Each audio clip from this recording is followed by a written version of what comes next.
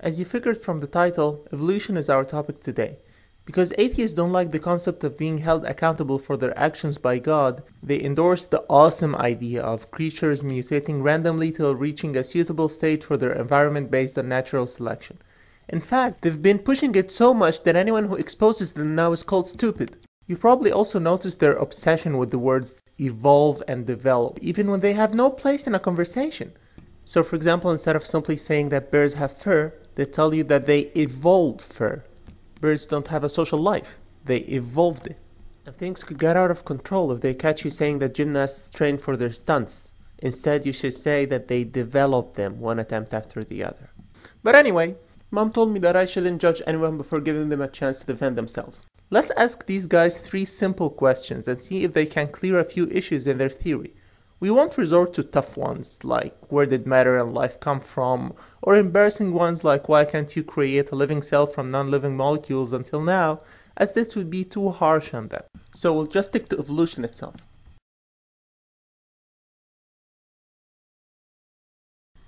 The natural order of the food chain has to begin with plants, since they obtain their food from the sun without the need to raven others. Okay. Now imagine that the first algae and atoms suddenly appeared somehow and began to procreate. What should happen after a while? That's right! Oxygen should gradually fill the atmosphere so much that it kills all these plants.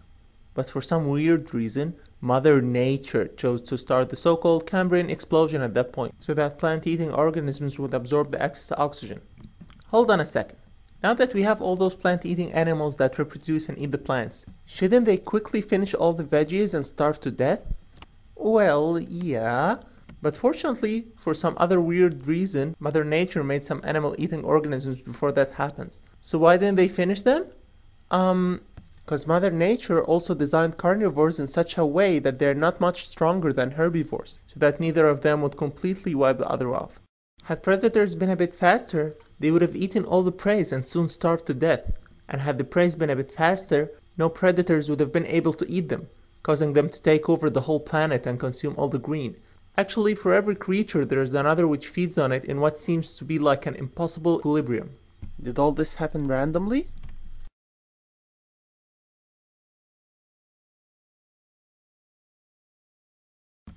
Let's ignore what I just said for now and assume it was just an accident, okay?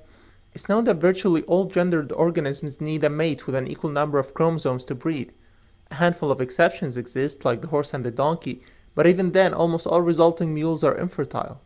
Now think of the very first 46 chromosomed creature which evolved. Let's assume it was a male, okay? Actually, I think he would have looked a bit creepy, more like this. Now, for this poor guy to become a dad, he needs a similar 46 chromosomed female. But he's the first and only human on Earth, remember? It was a very tiny chance which caused his 48 chromosome parents to give birth to him in the first place. One that's not likely to reoccur for thousands, if not millions of years.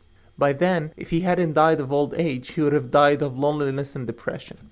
That problem isn't confined to the first 46 chromosomed creature, of course. The same applies to the first 48 chromosomed creature, the first 6 chromosomed creature, and even extends to some plants. It's not enough for one nearly impossible coincidence to bring them to life, but a similar coincidence is needed for each and every one of them to bring them a mate at the same time and place. Otherwise, they'd very soon perish.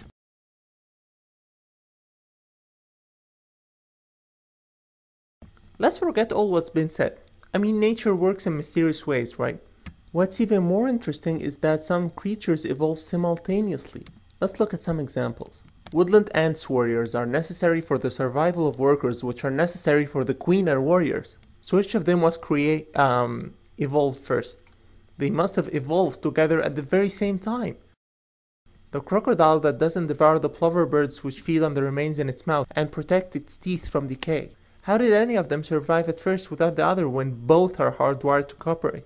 Isn't it also weird that the red-mouthed grouperfish protects the glassfish from predators in exchange for the exclusive rights to feed on them? Hence the glassfish doesn't try to escape them. They must have came into existence together unless we assume that the newly evolved granddaddy of red-mouths at the time negotiated the deal with the already existing glasses, of course. Coming up with proofs for evolution is actually quite easy. First, you find a fossil of an extant species. Next, you find a non-extant species which resembles it. And so you announce discovering the missing link. Just don't forget to draw a tree with some funny Latin labels. Alternatively, you can construct a human skull with an ape's jaw and put it in the museum for fun and profit, or just fake some comparative diagrams if you're lazy. Instead of answering these puzzles, evolutionists would probably attack us with even more false claims, like Neanderthals weren't fully human, or 99% instead of 95% DNA is common between humans and monkeys. However, they always forget to say that we also share 60% of our DNA with chicken and that 75% of our genes has matches in worms. Yet you don't look like a worm, do you? Organisms have similar DNA simply because they breathe the same air and drink the same water, and also so they can feed on each other.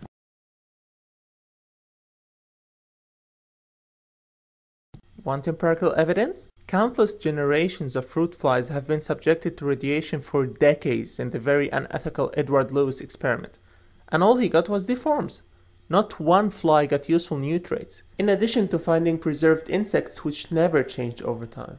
Let me ask you, is it possible for bees to evolve the method of cooking invading hornets with their collective body heat? Is it possible for spiders to evolve a way to flirt using reflected ultraviolet rays and another way for making bubbles to breathe underwater? Mosquitoes develop anesthetic chemicals too, and some plants develop espionage, I guess. Everything around you says there is a supreme creator, but you insist on denying. A problem with one holy book won't change this fact. And which creed he currently wants us to follow is another issue discussed before anyway, but he is there. To conclude, I say it's ironic that evolutionists accuse others of following blind faith when they themselves have no evidence for their beliefs and continue to ignore counter-evidences against their theory too. We can safely claim Darwinism to be just another religion out there, except that it's too easy to refute and has no divine revelation to back it up. Anyway, until you have some good answers, we'll be waiting.